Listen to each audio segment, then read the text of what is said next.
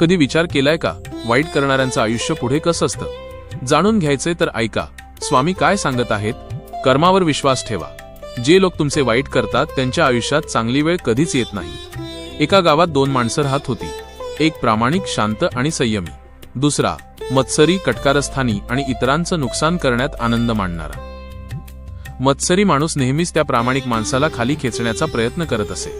लोकांमध्ये त्याची बदनामी करणे, त्याच्या कामात अडथळे आणणे, खोट्या गोष्टी पसरवणे, हेच त्याचं रोजचं काम होतं. पण प्रामाणिक माणूस शांत होता. तो फक्त एकच गोष्ट म्हणायचा, माझं काम मी प्रामाणिकपणे करतोय, बाकी सर्व कर्मावर सोपवलं आहे. काळ गेला. हळूहळू लोकांना सत्य कळू लागलं. खोटेपणाचा चेहरा उघडा पडला. जो दुसऱ्याचं वाईट करत होता त्याचं स्वतःचं आयुष्य विस्कळीत होऊ लागलं. कारण कर्म कधीही चुकत नाही.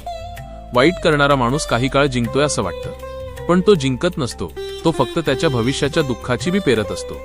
आणि जो सहन करतो, संयम ठेवतो, चांगलं करतो, त्याच्यासाठी वेळ उशिरा येईल, पण येते नक्की. स्वामींचा संदेश स्पष्ट आहे, कोणाचं वाईट करू नका. आपलं कर्म स्वच्छ ठेवा. विश्वास ठेवा, न्याय वेळेवर होतोच. कर्माचं चक्र हळू फिरतं पण अचूक फिरतं. श्री स्वामी समर्थ.